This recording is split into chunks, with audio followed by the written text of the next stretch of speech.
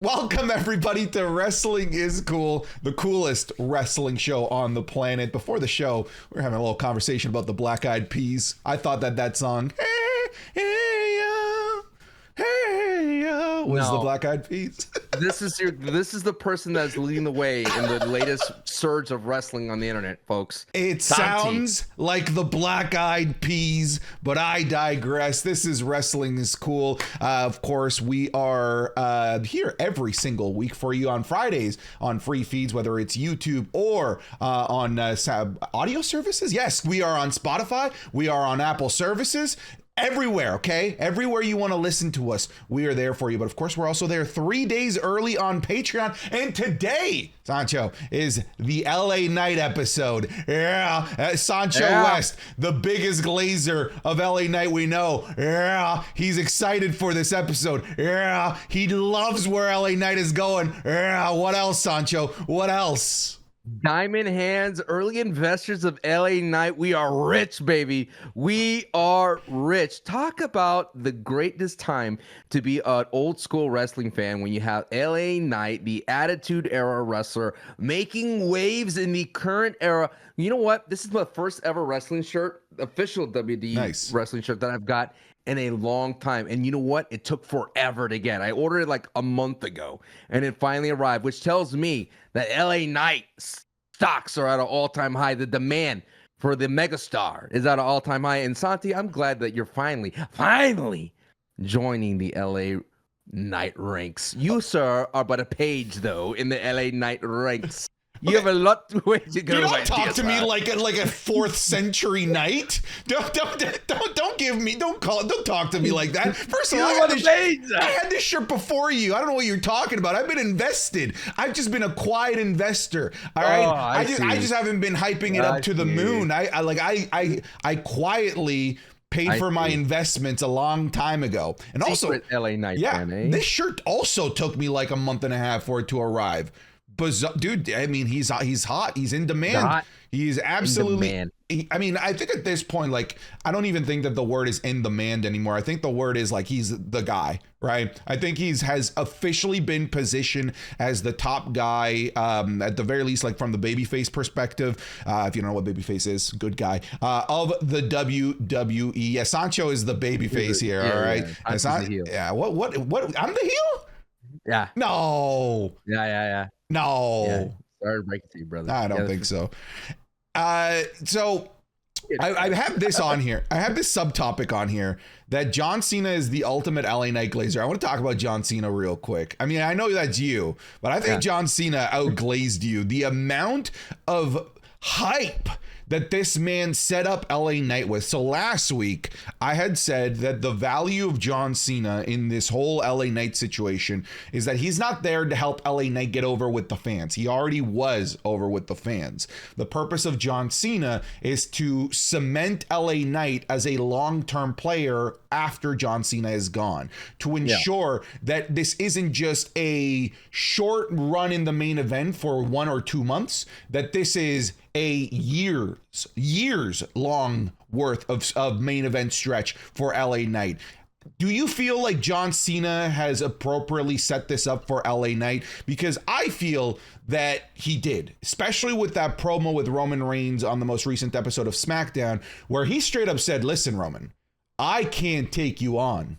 You are the greatest of all time. And I have no chance against you. I acknowledge you. But I have someone who can. Here is LA Knight.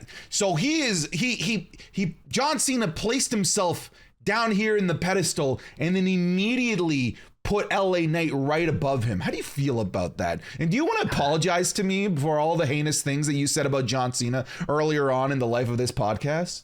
Wow.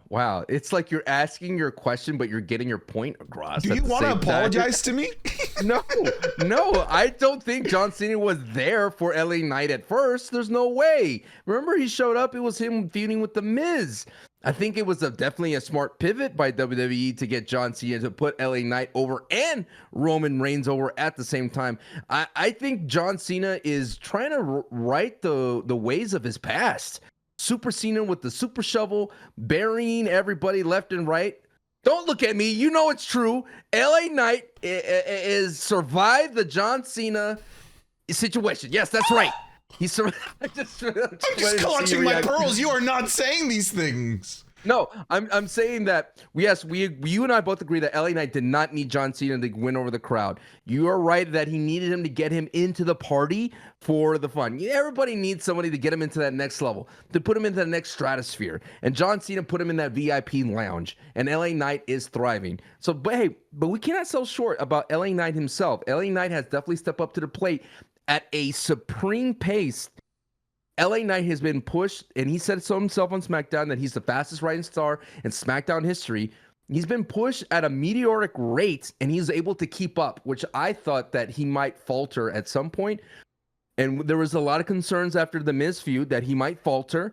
But you're looking for an apology from me. I could see it in your face. Apologize.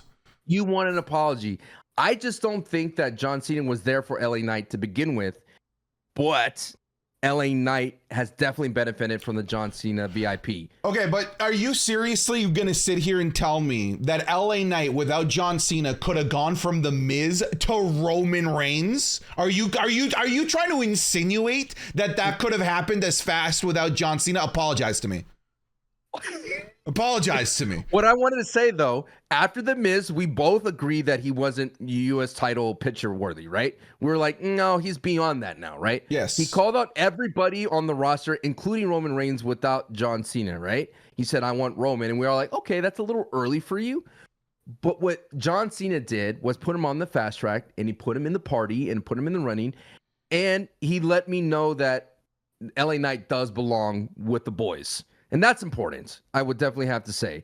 It kind of reminds me if here's another metaphor. Oh boy, here we go. Metaphors with Sancho. It's like Mankind. Remember Mankind? You felt like he wasn't part of The Rock. It wasn't part of Stone Cold. It wasn't part of that Triple H. It wasn't part of that party.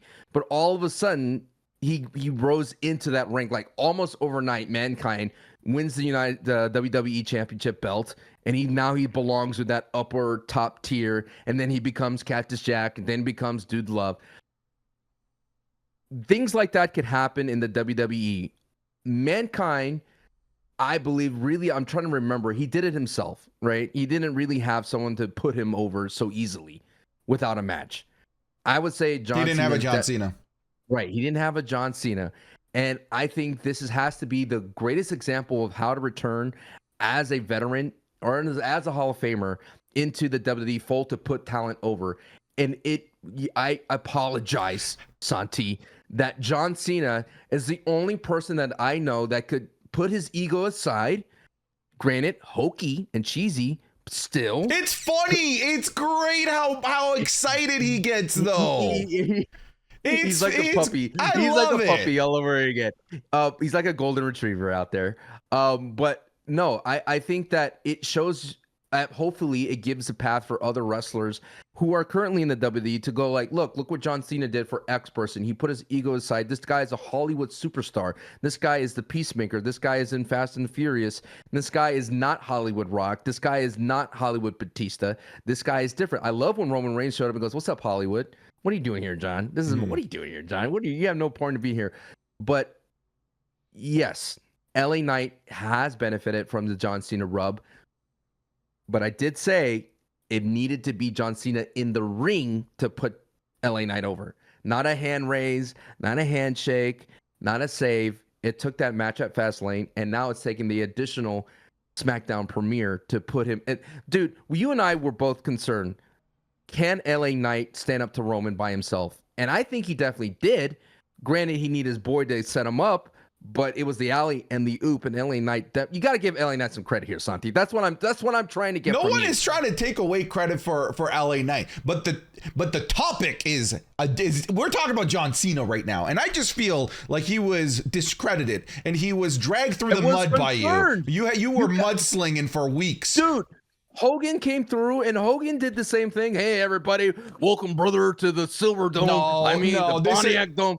He's not Hogan. He's much better than Hogan. I'm seeing that now. Definitely, he is so much better than Hogan. It works for Cena. You know what I'm saying? John Cena goes, you know what? That works for me, JH. You know what I mean? Yeah. That's so good things for about John Cena. And that's what makes him different from Hogan. And like we mentioned, after this run is over, I think that's going to slot him into the Mount Rushmore for a lot of more people, not just you, not just the ultimate John Cena fan, but in my eyes as well, as someone who's like not only seeing the product being produced on the stage, but behind the curtain. That definitely is John Cena is making some good work. Now, my thing is like, how far does this push go? Does LA Knight get the gold? Does LA Knight beat Roman at Crown Jewel? I don't want that pop to happen. I don't get ahead of myself, but I want to talk about SmackDown more.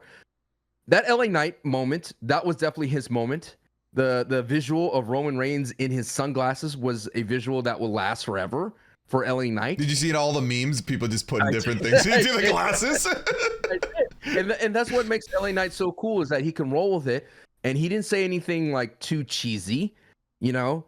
He said something like, "Are you pissing your pants yet?" And I think that was at the right level for Roman. And Roman didn't really shut him down or chagrin him to oblivion with his smirk or anything like that. I think LA Knight stood tall, and then he reversed Jimmy out the ring, and then he did the pointing into Solo, and then come on, dude, I want to hear your side. I want to hear the LA Knight love from you. I've been hearing it's been nothing but love from me. No, it's not. Yes, it has been. It's been a subconscious, but John Cena. You didn't start the subject. Is this? You said this is the LA Knight episode. Sub-talk of it. John Cena is the ultimate glazer. I want to hear Santi give the roses, give the flowers to the boy LA Knight. For sure. So it's funny that you mentioned the "Are you pissing your pants yet?" and and Roman's facial expressions. Because while I was watching SmackDown, I said to my chat over on twitch.tv/SantiZap, I was like, "Listen, fellas, John Cena is the god of accidentally burying people by being too good on the mic, by being significantly way better than them on the mic. Roman Reigns is the god of accidentally burying people by just having the better in-ring psychology and body language than them." And I was instantly concerned when I saw Roman Reigns not shrug a single muscle, kind of just looking up LA Knight up and down. And then when LA Knight let out the "Are you pissing your pants?" I was like, dude, this is the guy that's been champion for nearly 4 years. Why would he be pissing your pants? Stop trying to quote Negan from The Walking Dead. By the way, that was a Negan quote from The Walking Dead. And so I was concerned, but I do think that LA Knight did stand tall, but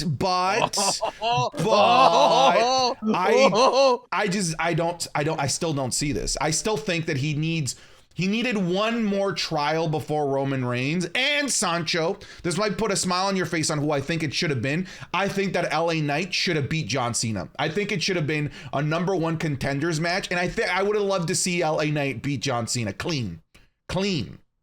It didn't work for Austin. It didn't work for Austin Theory, bro. I'm sorry, just beating John Cena clean in front of Make-A-Wish kids at WrestleMania in LA. That sucked. It didn't help Austin Theory. There was no, but the way that John Cena was presented at that time, he wasn't being presented as the greatest of all time. He was being presented as bald spot John Cena, who's just there to make sure that he gets the WrestleMania match in. He appeared once in that Austin Theory feud. Meanwhile, he's been here weekly, and they've been reinforcing the whole greatest of all time thing. I think a nice babyface versus babyface to maybe even main event that season premiere of SmackDown, I think would have been nice. I would have loved for John Cena to be like, I want you to earn this, right? Like, I want you to, anime style, like, I need you to beat me so that I can be confident when I leave that you're going to take down this mother effer Roman Reigns. I would have liked to see that. One more big match for LA Knight before Roman Reigns, because I still don't buy it. And I don't think the WWE buys it either, man. I'm going to be honest with you. I don't think the WWE buys it either. I don't think they buy it. It's the same way as Logan Paul versus Roman at Crown Jewel, right? I mean, there's some people that say that it's too fast for LA Knight to be against Roman, but Logan Paul literally just called him out, and now he gets a match. So I don't think it's that fast. I think you are right. The WWE doesn't see it as well because they're having this match at Crown Jewel. And if let's just say LA Knight does win at Crown Jewel, that would be a waste of a pop, in my opinion. I mean, no. I mean, that's not a home crowd, so to speak, for LA Knight. That should be definitely in places where like Chicago, New York, or even Los Angeles that could give him that love I agree. that he definitely deserves for that moment. Roman Cena works better at Crown Jewel. I think for sure. I think that works better at Crown Jewel than Roman Knight. I think what as well, just to get to your point, to counterpoint, I think the WWE feels that Crown Jewel is too far or too close around the corner to be able to have a Cena versus Knight.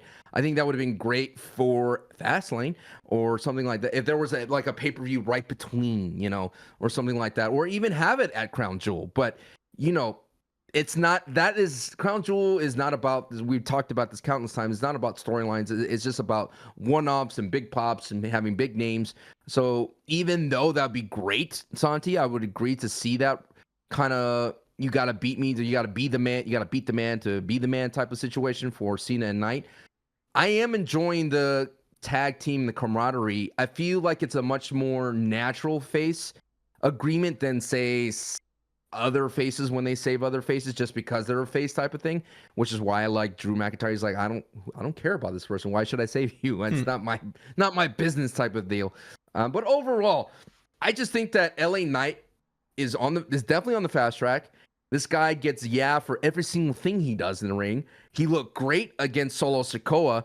That scoop super slam into the LA Bow was fantastic. I thought usually he struggles when he gets somebody, but he got Sikoa up there and then he sold it a little bit. He was like, oh, my back a little bit. He's looking better in the ring. And I think what they're doing is, like we mentioned countless times, is they're making it simpler for him in the ring.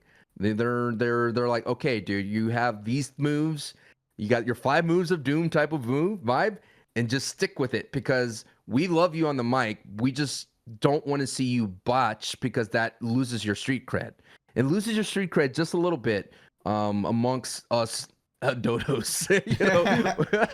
Amongst us, street cred. Okay, yeah, for real, dude. You can't be sloppy in the ring. That's fair. You can't be sloppy in the ring because then people will say like, oh, he's not a great wrestler. But LA Knight has consecutively, I think Michael Cole said this, has the momentum and he keeps passing every obstacle that they've been given to him. And I don't know. I think it was great, man. I think the bloodline needed John Cena and LA Knight because the face-to-face with Cody Rhodes, I sat there like, okay. I mean, there's tension there. Oh, we're going to talk about that in just a second. Hold on to that. Because I don't like how you just belittled that. I don't like it. I don't like how you just belittled that. I think dude, Cody Rhodes is done, dude. LA Knight. LA Knight. I don't like how you belittled that, and we're going to talk about that. But so this LA Knight story with Roman Reigns, like where? No, phenomenon. What? Story. Phenomena? Cody's a story. This guy's a phenomenon. Okay, the LA Knight phenomena versus Roman Reigns. Where do you see this going? Because we have a question from Crunchy Tomato 20 over on Patreon.com who asked, like, do you see LA Knight winning the Royal Rumble in 2024? And I think a lot of people are asking this because it looks like Cody is going to get another crack at Roman Reigns, most likely at WrestleMania. And I don't think the people want to see Cody win the Royal Rumble twice, to get back to that point. So do we see LA Knight winning that Royal Rumble, inserting himself into a triple threat, maybe going after the World Heavyweight Championship? What do you see for LA Knight here?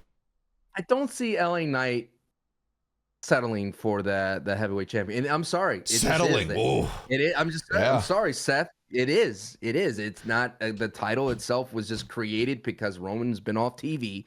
We have too many belts in the top tier anyway. Regardless, we needed to like smaller it down, smeagol it to one. I don't know what to tell you. The whole thing about I don't want to see Cody win Royal Rumble. I believe it's going to be LA Knight. You want to hear my tinfoil theory? Hit me. When LA Knight walked out in the Solo Sikoa match, they flashed Royal Rumble. Tickets are available. They did. So they're really angling to you that LA Knight is going to be in the Rumble and he's going to, I believe, win the Rumble. They could pull a Daniel Bryan type of thing where he gets eliminated in the Fatal 4 at the end of the Royal Rumble. but it has to be LA Knight. He needs to have that underneath his belt. You would be happy if you're a WWE historian for LA Knight to win the Royal Rumble. You got to have that because it will continue his legacy.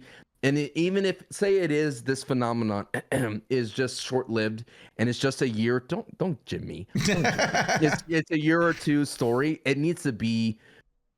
He needs that pop. I mean, he got a big pop for winning the Battle Royale. Mm-hmm. He's gonna get a bigger pop winning the Royal Rumble. Wait, which Battle Royale was this? Say the whole name. Slim Jim. The Slim Jim Battle Royale. Okay. Yeah, and he got a car for that. He did. Don't forget that. I see LA Knight winning the Royal Rumble. I don't think Cody wins the Royal Rumble. I think Cody's going to get his shot, maybe at Survivor Series, or I don't know. Maybe they talked about Civil Wars happening, another Bloodline War Games. I just think for me, I'm not belittling Cody and Roman. I just think that there's better things for Roman to do than to revisit Cody Rhodes. Right.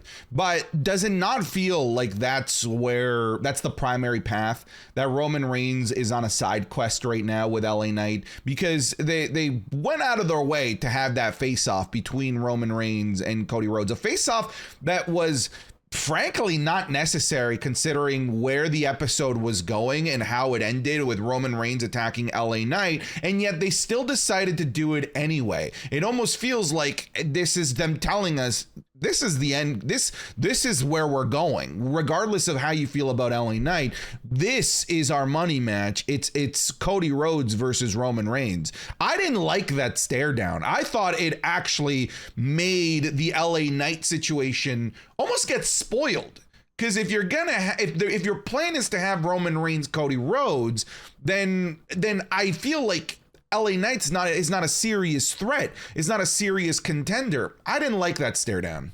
What's going to happen is the same thing that happened to Daniel Bryan. Remember when the WWE wanted Daniel Bryan at WrestleMania and they gave Randy Orton or Batista, they gave us somebody else, and we're like, no, we don't want this. I know Batista literally came back and he wins the Royal Rumble, and we're all excited because Batista was like Galaxy, Guardians of the Galaxy at the time, and we're like, great, he's back in the WWE. But no, our boy is Daniel Bryan. Yeah. We don't want Batista. So it's the same thing.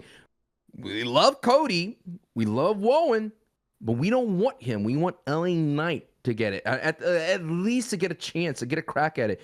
But I feel like since it's the season premiere, Santi, they were trying to plant seeds, let everybody know where this entire thing is going, and I just think it was a mess. I didn't like that seed. I would have,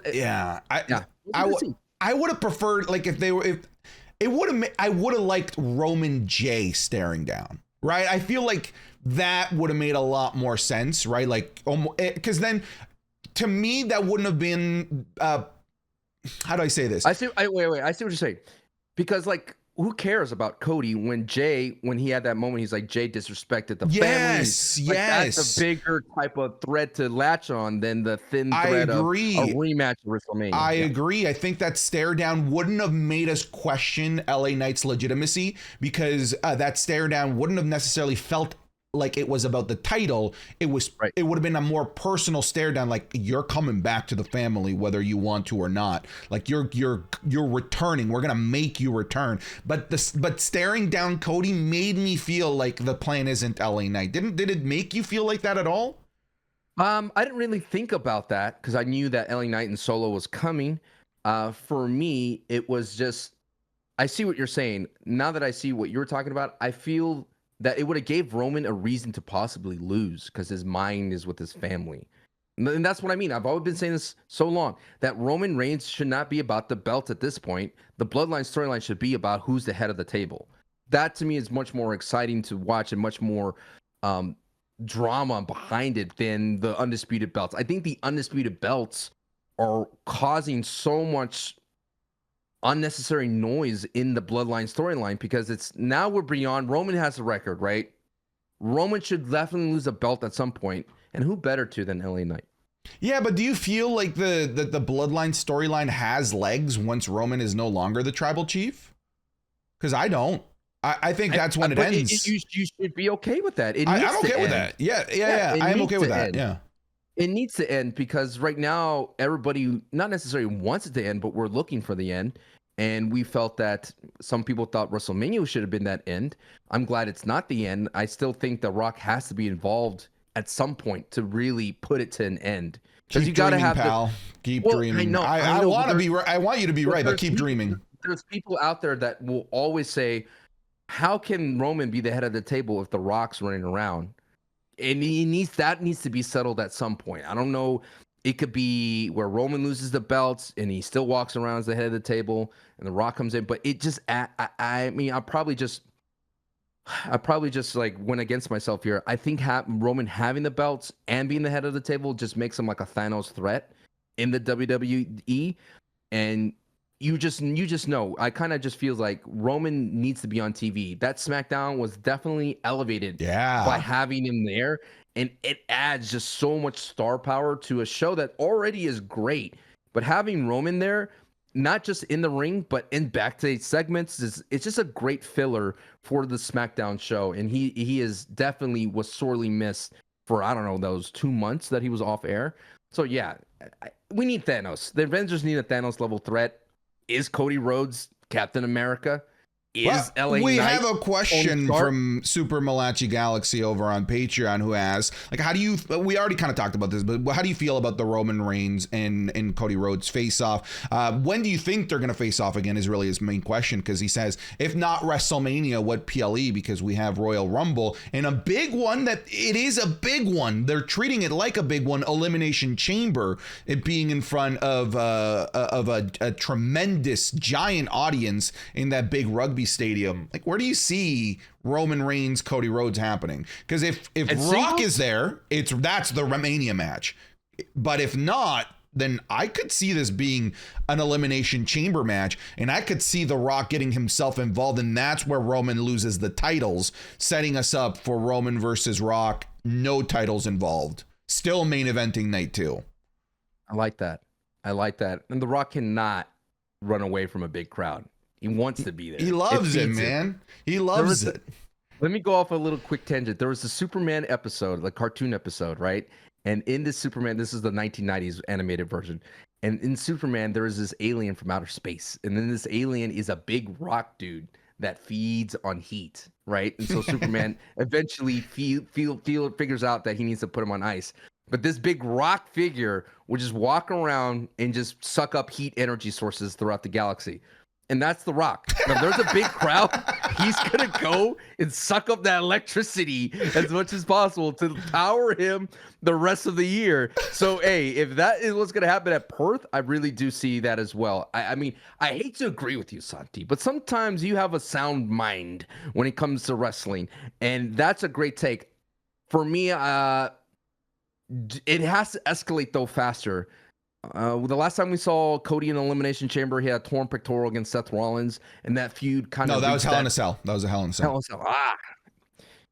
Well, if it's in a cage, do you think it needs to be inside of a chamber or no? No. That Elimination Chamber has recently... I know it has multiple faces and all that type of thing, but what happened? Why can't we have a singles match in a we absolutely can. Sorry, when I said in Elimination Chamber, I didn't mean in the structure. I meant at the event. Because you could totally have still 2 Elimination Chambers, a men's Elimination Chamber match, which I've been calling it for it to be for the Intercontinental Championship. Let's make this thing. And then a women's one. That's you don't necessarily need Roman Reigns to be and defend the title inside Elimination Chamber. Last year's Elimination Chamber match was headlined by Roman Reigns versus Sami Zayn in a one-on-one match. So there's precedent for it to just be a one-on-one match. What if Roman was in an Elimination Chamber match for the belt, and then they had Cody was in there? Sure. And that way that will protect Roman from losing. Because he has Thanos. He has to, because it's elimination rule. So he has to get pinned or submitted, or get taken out before the match even begins, or something. Well, no, that's what I mean. It's like at the very end, he eats like all the finishers that's possible, and then Cody hits him with like 5 crossroads, and then he pins Roman for the win. Because come on, but why does that need to be in a chamber? Why can't that just be in a regular match? Because you got to protect Roman. Because Roman can't lose clean. Roman can't lose clean. Roman can't lose from interference. We've seen Roman go through every single thing possible and still win. Why are you so opposed to The Rock helping Cody Rhodes win this? Well, you think one rock bottom puts down Roman? I look, the way I've always envisioned this. All right, hear me out. Hear me out. The way I've always envisioned this is that we have another situation like WrestleMania where so many people get involved, right? The Sami Zayns of the world, the Kevin Owens has come out. Right. It turns into the Avengers, and then that's when The Rock comes out and doesn't necessarily hit Roman Reigns with a bunch of moves, but just prevents the bloodline from getting involved and allows Cody Rhodes to win. Ooh. That's all I'm saying. You got me tingling. Oh, good. Here we go. I like a tingled Sancho. Right in the plums. Here we go. What if The Rock comes out and stops Sokoa, Jay, and let's say Jimmy? They're all together, right? And Paul Heyman, and he just puts his hand out and he's like, no, you cannot interfere with this. And that's all he does. And they listen. That'd be great. That'd be great. That'd be awesome. That'd be fantastic. I would love that so much. Okay. But where's LA Knight? LA Knight is in night one of WrestleMania versus Logan Paul for the United States Championship because Logan Paul has called out Rey Mysterio. Well, thank you for that transition, my friend. And wants a chance at the United States Championship. To catch everyone up, in case you aren't in the know, in the weeds of influencer boxing like I am, Logan Paul had an influencer, in quotations, a boxing bout with Dylan Dennis, a match that just went completely haywire with Dylan Dennis trying to put Logan Paul in guillotines and do jiu-jitsu takedowns. It was embarrassing, honestly, for like the whole thing. Dylan didn't even throw a single punch throughout the whole entire time. Here's the thing, quickly, boxing's great. I love the sweet science. My favorite sport is boxing beyond like football and basketball. But man, the Logan Paul's, it's turned into a circus, man. It started off as like, at least they're giving eyes to the sport, but now it's just diluted into a circus, but continue. Yeah, funny enough, before this goes up on all the feeds, I've made a video about Logan Paul going after the United States Championship. I made a reference saying that I think that bout dragged boxing back about 100 years. I thought it was just so bad. Anyways, the big headline of that event wasn't that KSI lost, wasn't that Logan Paul won. It was that Poppy got knocked out. What's that? Salt Poppy got Salt Poppy got, he was winning though. He just he put his hands down.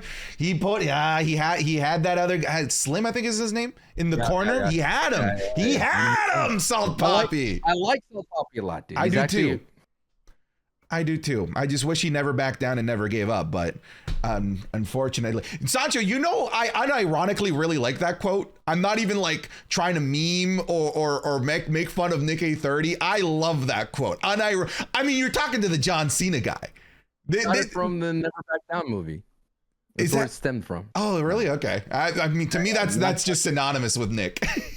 Never back down, never. What? Logan Paul has called out Rey Mysterio in the post-match interview with Ariel Helwani and wants the United States Championship. And everything is pointing to this being a match at Crown Jewel, and I love it. I love everything about this. What about you, Sancho? Do you want to see Logan Paul as United States Champion? Oh, yeah. Yes, please. Yeah. I love you, Ray. You're great. I think the belt is kind of... the belt, that United States belt should be an open challenge type of belt, should be an active belt. I just feel like on Ray, it's kind of stuck there. It hasn't really moved. Here, let me set you up with this, because this is a quote from the video. That belt is doing nothing for Ray, and Ray is doing nothing for the belt. Yes, it's at the same point. But shouts to Logan for putting the business over. Yes, I mean on prime time. That's what we love. That's what I love about Logan is like he's not ashamed to let that WWE nerd flag fly. You know what I mean? We're talking about in front of probably the biggest influencers in the world in one room, and this man centering after beating his devil, so to speak, as he said, calling out Rey Mysterio, and then people are like, what? Like, I love this. And I'm like, yes, Logan, do it. Surprisingly, dude, at the end of the day, Logan's going to be one of the most influential WWE superstars of all time. We're talking about the crossbreed of a celebrity and a actual worker in the ring. And we're going to look back to this moment is the reason why Logan should be at least respected as a wrestler. And how he just continues to push the business forward. And I'm sure Triple H appreciate it. I don't even know if that was planned. They had to. I mean, if he loses that, no way he calls out Ray. You know, you got to be super confident to know that that's going to go down in the interview. But yes, get it off of Ray, put it on Logan. Logan's going to carry that belt around in podcasts. He's going to carry it around everywhere. It's the perfect belt for him to carry. It's not the Intercontinental. People won't be mad if he has it. I mean, there's worse talent that's had the United States belt before, and I think he'll do something with it. And he has that All-American look too. So why not? Yeah. So before we dive deeper into the weeds of him winning the United States Championship, I feel like you opened a really interesting can of worms in terms of Logan Paul being one of the most influential WWE superstars of all time. I believe, in my opinion, that he is going to go down as the greatest mainstream celebrity crossover. I think Bad Bunny is amazing, and what Bad Bunny is able to do with his limited physical attribute compared to somebody who like Logan Paul, who's incredibly physically gifted, is super impressive. But overall, right, like if I just compare the two side by side, I think what Logan Paul has done is more impressive. Do you feel, Sancho, at all, like us being like influencers in a particular space as well? I don't like using that term for myself, but that's the term either way.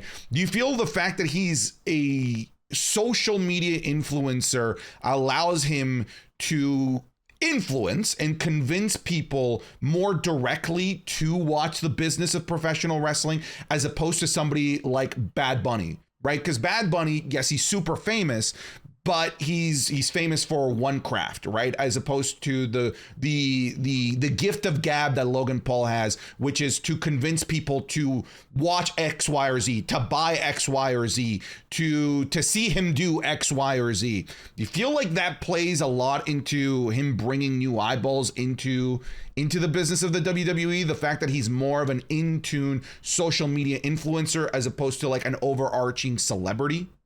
I think Logan gets it. I think Logan gets what a lot of wrestlers want. The ability to influence a crowd, to be able to convince people that what they're doing is the best thing on earth. I mean, every wrestler wants to win a belt and every wrestler wants to be admired, and Logan knows how to do that, either the good way or bad way. And Logan has been doing it for years. He's been doing the YouTube game. He's been doing every single social media game that you can think of. Now he's involved in business. I mean, he thinks like a promoter at the same time, and his mind, and I know, and I'm not comparing myself to Logan Paul, or I hate to say we're influenced, but our minds, we think of things that are happening in the moment. We go immediately how we're going to post it, how we're going to approach it, how we're going to send it out, how we're going to package it, how we're going to get people involved, how we're going to activate people involved. That all that happens instantly, and a lot of wrestlers don't have that muscle yet.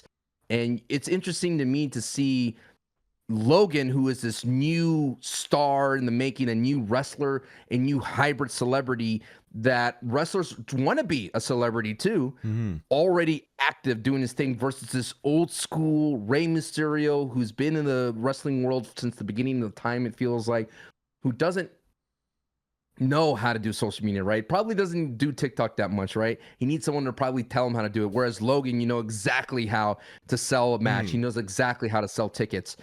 So that's why I think he, like I said, he's going to be the most influential at the end of the day because of just the amount of platform power that he has. And he's going to make wrestling cool again. There's going to be more people. This is how I feel that you talked about the crossover celebrity.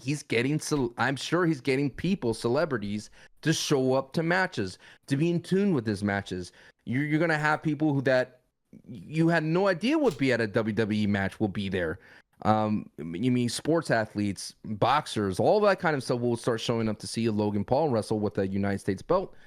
And I just think it's great for business. It's fantastic for business. But like I said, on the other foot, just to play devil's advocate real quick, Santi, it's a lot of trust in Logan from the WWE. Yeah, he's one Jenga block away, right? It's one bad Jenga pull.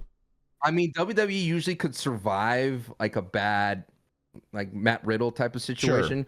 They could survive those situations. I mean, hell, Vince McMahon, right? And so there's so many situations they could survive, but putting so much trust in Logan to be able to speak for the brand beyond anything involved with wrestling is kind of interesting to me. And it shows you that Triple H believes in Logan a lot.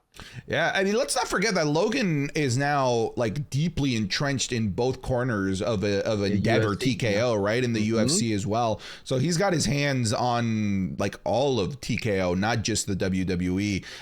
Sorry, I had to go back to when you said, sometimes WWE superstars don't get how to sell, and like especially on social media. And Rey Mysterio, I think, is one of those obviously legends, but also relics of the business when it comes to that type of thing. Did you ever see his tweet promoting WWE 2K17? I think it was. No, I did. You gotta find it. Oh, dude, I'll find it for you. But it's something along the lines of like him tweeting the cover of the game and like him just saying, "I can't wait to beat my kids." Hey, that goes with the story, right, Dominic? Dude, it was foreshadowing it. Dude. The amount of a Latino parent beating their kid with a belt and a chancla in the comments and the replies of that were just too good. I would love to see Logan Paul as U.S. champion for all the things that you mentioned. I would love to see him prancing around with the belt at everywhere that he goes, right? All of his podcasts. And a new design. Do you want a new design? We will give it a new design. Do you think 100%. He'd put Prime on it? Do you think he would? He would, right? He totally would. Right? And it'd be perfect. It'd be a great heel move. It'd be a great heel move for him to turn the US belt into a promotional banner for Prime Energy or Prime Hydration, and I'm here for it. American consumerism at the top of the level right there, baby. Capitalism with a capital C. So Logan Paul wins. I'm confident that he's winning this thing. And I think that he holds it right through to WrestleMania. And I think that's where he faces LA Knight for the United States Championship. And why do you hate this so much? Look, everything is pointing that the WWE is not going to have LA Knight win the big one. I don't see it. And you've already said that the World Heavyweight Championship feels like too much of a consolation prize, like this other thing that it almost doesn't even feel worth fighting for. It feels like the WCW heavyweight belt after they combine. But you know what is worth fighting for? The soul of America, the soul of the USA, as Logan Paul holds it hostage. But actually, though, memes aside, that would be the biggest United States Championship match in the history of the WWE. I can't think of a bigger, more mainstream, eyeball-drawing matchup than Logan Paul versus LA Knight for the United States Championship. Tell me when I'm telling lies. That's a huge match. You're telling me that Logan Paul will push that belt to the prestige beyond the Intercontinental? No. And you're telling me that he will push it to the point where LA Knight needs to save the soul of America? Yes. That's what you're selling me right now. That's what I'm selling you, man. You want me to hear you out on this? I want you to hear me out. Like, think of him just parading that championship everywhere that he goes, all of his videos, calling himself the greatest American wrestler to ever live, right? Changing the belt, like I said, to a Prime promotional poster, and of course, the more that he advertises with that championship on everything that he does, on every podcast that he goes to, every media appearance that he goes to, every social media post, the more people are gonna want to watch him win or watch him lose. And I think the perfect person that is so hot right now to beat him, and again, to generate buzz and generate headlines, I think it's LA Knight, because I really think that stare down with Roman Reigns and Cody Rhodes, I think really ruined the whole LA Knight allure of him winning. I mean, Logan and LA Knight did have a thing at one point. He did call him, he make videos for what, preteen girls? Yeah, for preteen girls. Yeah, that was before LA Knight really figured it out. Yeah, before he truly figured it out. That was one of those facepalm moments. But I think that's where it's going, man. I think that's where it's going. I just don't see where they can use LA Knight beyond the Roman Reigns feud without it, being a generic one-on-one match with somebody that, isn't really on the same stratosphere as LA Knight right now. So him saving the soul of America, that's LA. That's a hero's tale right there. It's American folklore tale. Okay. By the way, I'm sorry, Cosmic Stalin on Patreon. This was totally your question. I didn't call you out. It was, do you think Logan Paul is going to get a shot at the United States Championship? I feel like he could make the title really relevant again. That whole conversation was stemmed from you, Cosmic Stalin. I should read these usernames in my head before I read them out loud. By the way, he's stalling, not stalling. Oh, yes. Stalling. Thank you to folks that have sent in questions over on Patreon, patreon.com/SantiZap. Let's move on here. What did you think about all of these season premieres? All of these season premieres, the amount of times that they said season premiere, Nick Aldis being the new general manager of Smackdown, and you're such a casual if you don't know who Nick Aldis is. God, is the brand split back? What are we doing with the tag titles? There's so many questions that the season premiere did not answer because they just sort of felt like another episode of Raw and SmackDown. The SmackDown one, it gives me the most promise for it than Monday Night Raw. I think Monday Night Raw still has glaring issues that are beyond everyone's the 3 hours, the recaps, the commercials, the kind of like the lack of focus that Raw has sometimes, and the over lean, I guess, abundance or use of Judgment Day.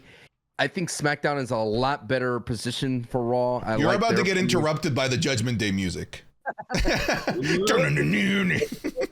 I just feel that SmackDown's in a lot better place. I like their premiere a lot more. It has the hottest stars on there with Roman and LA Knight being on that program. And John Cena. No, do not belittle him. Yes, stop. Yes. You did that on purpose. No, you did that on purpose. I gave you a chance to let me say and John Cena for the rental that we have him for. Also, I just feel that Monday night and Jade appeared on SmackDown. We cannot forget Jade, and I hate that they call her Jade. Just call her Jade Cargill. Yeah, come on. We know who she is. All right, we know who she is. Stop trying to hide her from us. Triple H was like, Charlotte. How funny was that? Did you notice? Did you catch at all that Triple H was doing the classic backstage commentator thing and ducking to make them look even taller? Yeah, and he's got this like dumb child smile and it says dude, he was basically 2 thumbs up short away from going, hey. Oh, Paul is so the proud dad. But yeah, I think SmackDown is a lot better position. I don't understand season premieres. I believe the season ends after the Raw after SmackDown the Raw after WrestleMania. I think that is when the season starts for me in my mind. Yeah. I mean, it makes much more sense to do it that way than to do it this way, where I feel like I said, SmackDown's more focused. Raw, there was just so many things happening on Raw. It was just hard to keep up with what's happening. And then you're throwing in so many different things, bloodline storylines here, bloodline storylines on SmackDown. I like SmackDown. What about yourself? What do you think? Raw or SmackDown premieres? What nailed it for you? Definitely the SmackDown one. Roman Reigns being on the show definitely made it feel more special. I think Raw was missing that differentiator to make it feel like a special episode. Like there wasn't that differentiator. Like what could we say it was? I don't know.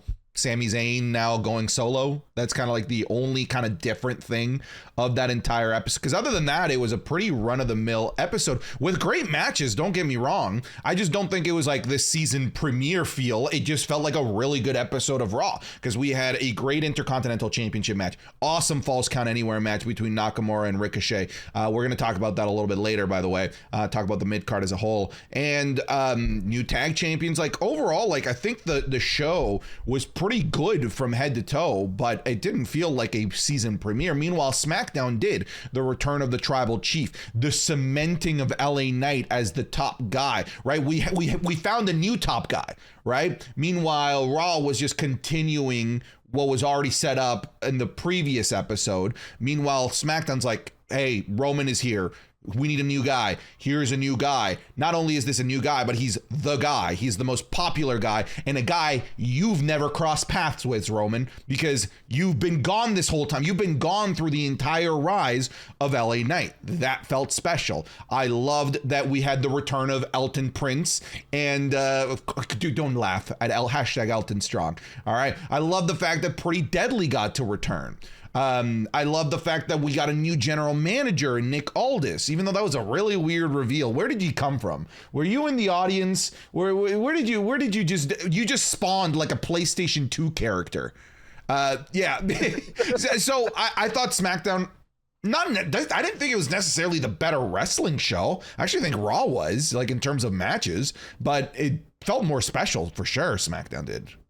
That's what the WWE always nails is it could have an off night in matches, but still be on point with storylines and on point for get you excited for the matches when actually the big time match happens. I mean, not only that, SmackDown had Carlito, right? Carlito and Bobby Lashley. Granted that segment was okay.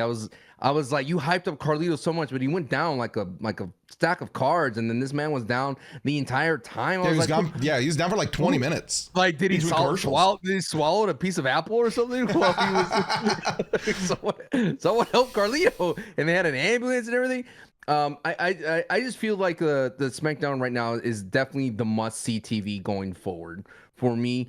And if Jade's on SmackDown, which we've heard rumors that all three brands are trying to fight for her, if she's on SmackDown, then yes, I'm absolutely going to tune into SmackDown. I mean, you have so much going for that brand, more so than Raw. And I kind of agree. We'll get into it with Sammy.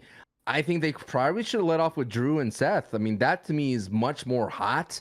But again, they cannot figure out what they're doing with Sammy and the Bloodline and Jay and the Bloodline, Jimmy and all that. It's everywhere. It's messy, man. It's just messy. And that whole segment with Sammy's there and he's like, I don't know what, Jay. I mean, I saw you out there and getting me these thoughts, and I don't have Kevin Owens. I'm by myself. And then a moment passed. Well, wait, Jay, come back. I want to be with you. I'm sorry, man. For those that haven't seen the episode, that was actually a very accurate representation of that. Very accurate. It just felt like they didn't know what they're doing with. Not necessarily they know what they're doing, but it's not as focused as SmackDown is. But they need to stop calling it season premieres and just let the Raw After Mania be the season premiere for Raw at least. Yeah, to me, like there's 3 special episodes of all of these shows: Raw and SmackDown after Mania, Raw and SmackDown after SummerSlam, and Raw and SmackDown after Royal Rumble. Like those to me, like if we want to separate them into a season premiere, season finale, mid-season finale, if you want to be an AMC show that has mid-season finales for some reason. Thanks Breaking Bad, you started all that trend of mid-season finales. Anyways, those are to me like the most special shows because like this wasn't even after Fastlane. It was just we're now 2 episodes of Raw past Fastlane. It's weird. I don't know. I don't even understand. Like I kept asking, like, why though? Like, why is this a season premiere? Like, what is it? Literally just to be able to number episodes into seasons and on Peacock or on any streaming services? Like, I don't understand like why we need season premieres in the first place. But if we're gonna have them, I think we should make them make sense and not just be like random ass episodes, in my opinion. But Nick Aldis, do you know who he is, or are you casual? I'm casual. I mean, think about the general managers of the past. It was like the Mick Foleys. Those are the ones that give a pop, and not Nick Aldis. I'm excited to know you. I'm excited to get to know you. It's to have its own segment in the ring. That part was weird. I thought the way that they introduced him was weird. Funnily enough, like I didn't connect it. So there was a stretch that I was watching Impact Wrestling where there was a guy named Magnus on there who was the world champion. I was like, oh, this Magnus guy is pretty good. And then he disappeared. And I didn't connect the dots that he ended up coming back as Nick Aldis, his real name. So that's Magnus. I didn't know that. Like I'm even though we run a podcast, like I don't watch every episode of every wrestling organization out there. So like I didn't really know all that much about Nick Aldis. I know he's married to Mickie James. I know Mickie James, if that helps you. But he seems, as far as I can tell, he still looks like in great wrestling shape. The man is a big muscular dude, very, very handsome, very well spoken. Very few British wrestlers that have that look. British wrestlers normally are like, oh, I'm the butcher of the world, yeah. Oh, it's fight night. I feel like he could have been more useful as an in-ring performer. What's the matter, Sancho? It's fight night. We're just ruining all of our UK love that we have right now. I love you guys, but I'm just saying, like, I He's feel talking about WWE English talent, okay? He's not talking about all UK talent. yes, WWE. Okay. Thank you for the save, babyface Sancho. I'm trying to save here. I think for my concern though about Nick Aldis is that general managers could be hit or miss for me sometimes, is because yes, they represent authority and they need a place for the wrestlers to complain to. He was interesting that he stepped in between Roman and Cody and he was able to separate them without doing much. So they have a little bit of respect for him. But beyond that, I just always feel it's always weird when the brand split happens and there's two general managers. I mean, it's really interesting to see, does Raw get better with Adam Pearce on the show? I mean, that's something that not a lot of people are talking about. If Adam Pearce, but he was already on it. Well, that's what I mean. It's like now that he's full time. Do the general managers really have sway? Now you're getting into the weeds of it all, right? Yeah. You're getting into the weed. Like last time a general manager was on a laptop, and Michael Cole would come out and say there's a message for the general manager. I just feel that sometimes wrestling makes it super complicated when it doesn't have to be complicated. Do we need a general manager? I loved it when they complained to like the authority. That to me made more sense. You got a lot more screen time of like Vince McMahon or Triple H or Stephanie McMahon. That to me was much more exciting than Adam Pearce and Nick Aldis. I mean, I know they're trying to build them up to that point, but it's not going to be like a Shawn Michaels or Mankind. Those kind of general managers add a little bit something. Granted, Mankind or Mick Foley flubbed a lot and didn't really have the best of showings as GM, but still, I just think it's an unnecessary position overall when it comes to wrestling. There was a little bit of jabbing between Nick Aldis and Adam Pearce, saying, "Oh, I'm gonna make SmackDown the premier show, the best show." Do you see brand wars coming back? Do you see like Survivor Series being SmackDown versus Raw again? Because I don't either. They don't even have a brand split. I mean, Judgment Day is everywhere. Yeah, they need to fix that. Where's the music? Yeah. They need to fix that before they make us I guess like pick allegiances, like these mythical allegiances of Raw or SmackDown. I think they need to fix the concept of the brand split before we can even start to, because like if they were to make Survivor Series SmackDown versus Raw, like I'd be disappointed because like I just like wouldn't care, because they haven't made me care, because they cross-pollinate all the time. Like back in the Ruthless Aggression era, when it was like the brand split was like a legit thing, and you never saw Brock Lesnar on Raw, you never saw Triple H on SmackDown. Whenever they crossed paths in a backstage segment at Survivor Series, a little stare down, that felt special. It wouldn't feel special this time around. It would just feel hokey. It'd feel forced. It'd feel like I could have just seen this on SmackDown. I could have seen this on Raw. So they need to fix that before they bring back a brand war or maybe even an entire pay-per-view like Bragging Rights was a few years, like a decade ago at this point. So yeah, I'm not sold on the brand split yet. I'm not sold on the brand split, but you're sold on the mid-card. I am. You're sold on the mid-card. Hit us.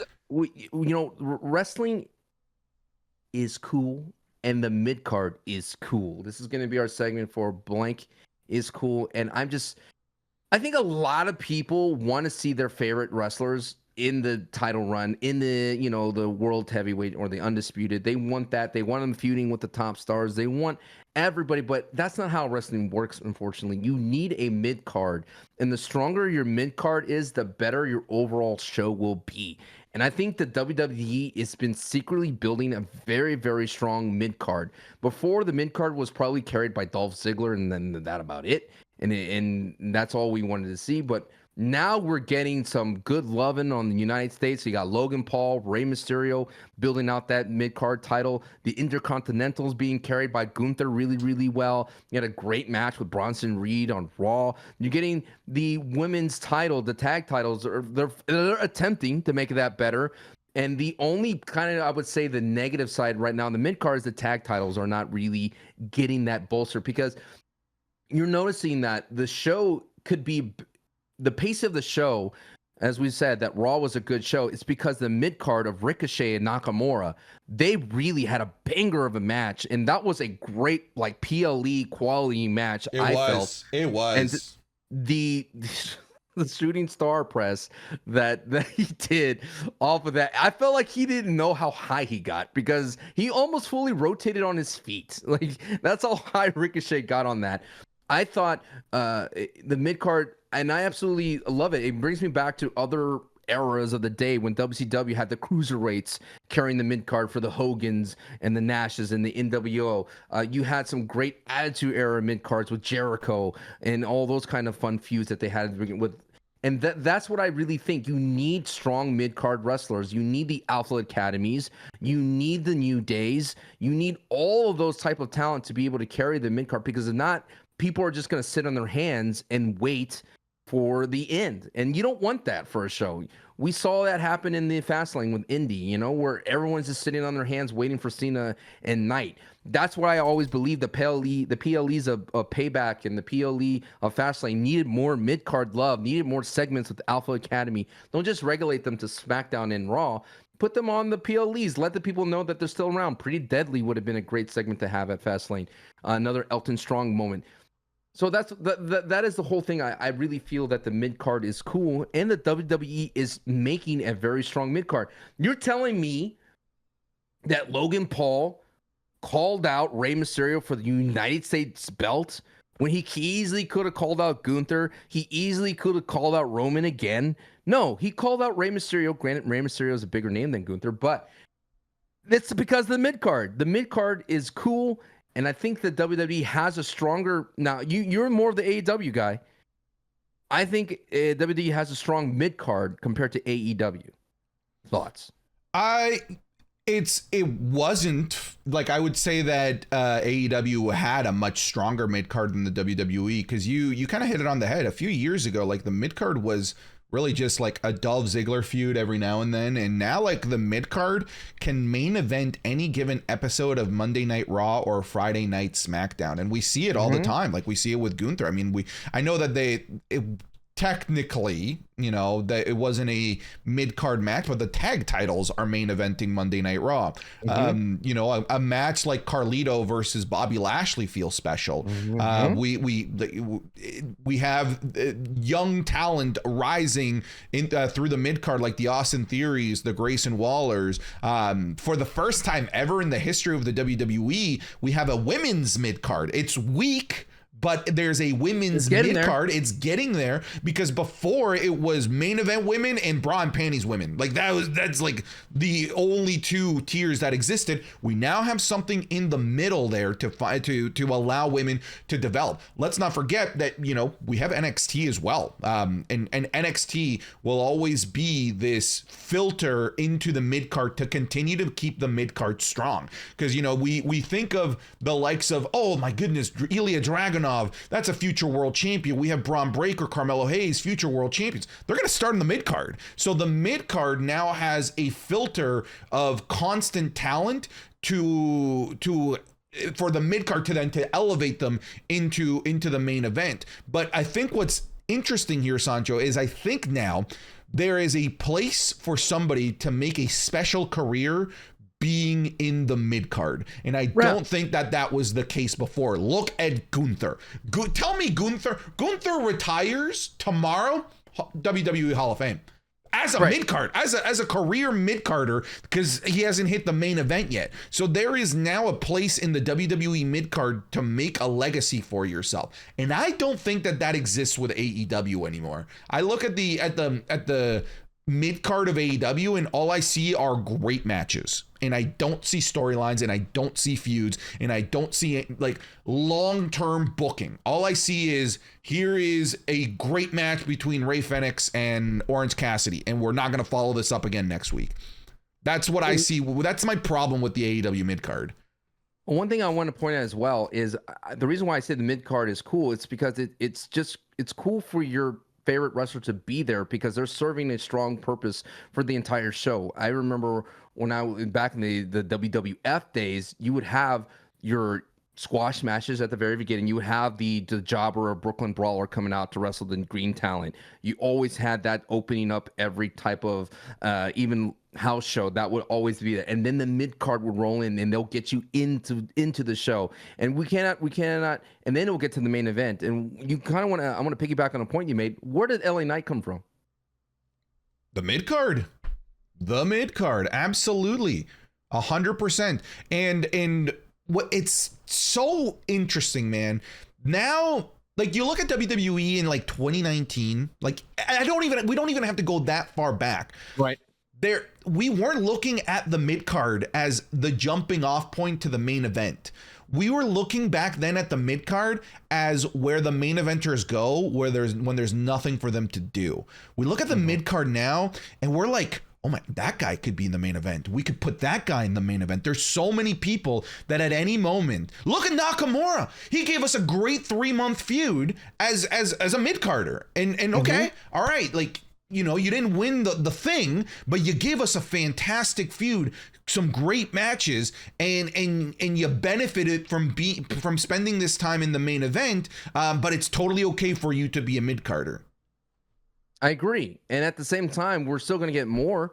I mean, LWO is currently in the mid card, but they could elevate into the. I mean, let it die, Sancho. No. Let the LWO die. They won't die because they put Carlito in it, and the reason why they put Carlito in it because he's a big main event talent in the mid card that could do some work for them. And that's what I'm just, you know, that's the whole thing about this segment, that the mid card is cool. I agree, and that it is going to make the WWE stronger. And this has to be Triple H's doing. Triple H understood that the mid card's purpose, like you said, is to build up for future main event talent, not for just a kind of like a purgatory or the lossless where, hey, let's have Dean Ambrose hold on to the United States belt and not do anything with it for the longest time. I mean, this is it's the benefit of it. And I think this is where the most kind of drama should happen in terms of like weekly drama that should happen in the mid card, because that's what it's all about, versus the main event should be a long drawn out thing. Someone asked us on Patreon, like I believe a week ago, is Triple H's booking could get too drawn out? Not at the mid-card level. I think he's booking the mid-card level pretty aggressively, actually, from Chad Gable to be able to elevate into a upper mid-card and then all of a sudden be regulated back down to the tag team. You're just showing you that Triple H understands that a strong mid-card could lead to better shows and better PLEs. Because I feel like oftentimes, let's talk about Becky and Trish Stratus, right? That is definitely main event quality, but it was mid card for that PLE, and it was cool, and it almost stole the show. I agree with you, Sancho. Look, in this episode, we've agreed with one another. Like, we don't always have to be at each other's throats. No. We can find common ground. No, I 100% agree with you. I think this is the strongest that the WWE midcard has been since the Ruthless Aggression era days. It feels special and feels like at any moment, like I feel like you could pluck like a handful of people from the main from the midcard and have them be in the main event, and we wouldn't bat an eye because they've done a great job of building them in the midcard, something that they didn't used to do. That's where Drew was, bro. Drew was literally with Matt Riddle for like literally a month or two ago, and look where he is at now, going for the heavyweight championship belt. All right, well, Sancho, I have like 5 minutes. What do you think we could do with the new Heat order? 5 minutes. New Heat order. Yeah, I've got an appointment at 11. Luckily, it's like down the road, but we're gonna have to power through this. Okay, we're gonna power through this. The fastest new Heat order ever. Okay. Let's look. Let me read it real quick. For those of you who don't know, new Heat order, it's all about who's hot, who has the biggest buzz around them, not necessarily who's the best wrestler. We're going to start off. Number 1, LA Knight. 2, John Cena. 3, Drew McIntyre. 4, Jay and Cody. 5, Rhea Ripley. 6, Jade. 7, Dominic. Jade Cargill. 8, Seth Rollins. 9, Ivar. 10, New Day. LWO 11. 12, Bronson Reed. 13, Nia Jax. 14, Raquel Rodriguez. 15, Shayna Baszler. 16, Nakamura. 17, Street Business. 18, Io Sky. 19, Becky Lynch. 28, Sami Zayn and Kevin Owens. And 20B, Tozawa. Tozawa. Dude, Tozawa moved up for me this week. Did you see his little dance? Yes. Tozawa moved up for me. I'm having Tozawa at 19 at least. But I think the biggest addition here is definitely Roman Reigns, right? And we okay, I'm wondering, do we want to do the Bloodline? or do we want to do Roman Reigns? I think we have to put the bloodline because Roman is the bloodline. Okay. Without Roman, there is no bloodline. Okay. Then I would say LA Knight bloodline. I would say LA Knight 1, Bloodline 2, and I think John Cena probably drops out of the top 5 here. Okay. I think he's bowed out. I think he has said, okay, my time is up. And LA time is now. My I have done the deed and I've Yes. disappeared into Jedi Force Ghost now. Which he would be a great Jedi, by the way. By the way, can we please just have John Cena versus Karrion Kross? Because Karrion Kross's whole shtick is TikTok. The clock is running out, and John Cena's thing is his time is now. Yeah, he's still kicking. That guy's still around. I mean, I heard that he wanted. Anyway, we could go on. We're right on time. Anyway, boy, this is gonna. You know what we can do? We could record a special New Heat order for Wrestling is Cool Plus. Okay. You don't want to rush this? I don't want to rush this. Okay. You know, I don't want. What we do know though is Roman does go up on it. I think Logan goes up on it for being at the boxing event and putting his flag right down in the United States title picture. I think he's definitely top 5 to be able to do that on that big of a stage, to have that pull, to draw headlines. Thoughts? I think it's fair to include Logan Paul this week, even though obviously like he wasn't on proper WWE television, but I think it's fair. Do you think that Rhea Ripley now being in the 5-way, does that put her up? Does she being distracted being the mommy, boss mommy? I mean, issues? I don't necessarily. I don't think it put her up. Honestly, I don't think so. I didn't feel anything extra special from Rhea Ripley. There's just too much. There's too much discussed. We have 2 seasons premieres of the New Heat order. We could put it on ice for now. Okay, all right. We'll put it on pause. We gotta put it on pause because for those of you who don't know, we're recording this super early because we're going to TwitchCon. We're going to be at TwitchCon, which is an annual event for Twitch, and we're up against it. So there's a lot of things happening here. Yeah, we're trying to get it done. Squeeze it in. My schedule is insane over the next 3 hours. There's so many things that I need to do. So I'm glad that we're not rushing this. I think we should we should find a separate time for this. Put it on ice. Yeah, we'll put it on ice. All right, folks. Thank you very much for listening to this episode of Wrestling is Cool. Nice ice. Huh? Very nice. Thank you for listening to this episode of Wrestling is Cool. If you watch this on YouTube, please make sure to leave it a like.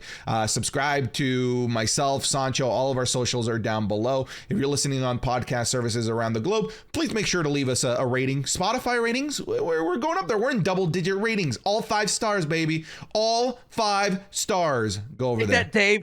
Yes. Tokyo Dome, baby. Sancho, what do you want people to find you at? Find me at Sancho West, and if you're a big time nerd, you like Fortnite, play my new map. I'll put it in the description. Oh yeah, you've got like a spooky Halloween only up map, right? Halloween only map in Fortnite. Yeah, go check it out. You can find me over on you're already if on YouTube. I just watch my YouTube videos, okay? All right, just watch the YouTube videos. Come check out the Patreon. Come check. Yeah, thank you. I appreciate it. I keep thinking you're doing the Dragon Ball Z fusion thing. Anyways, all right, this episode's getting off the rails. Take it easy, everybody, and be good people.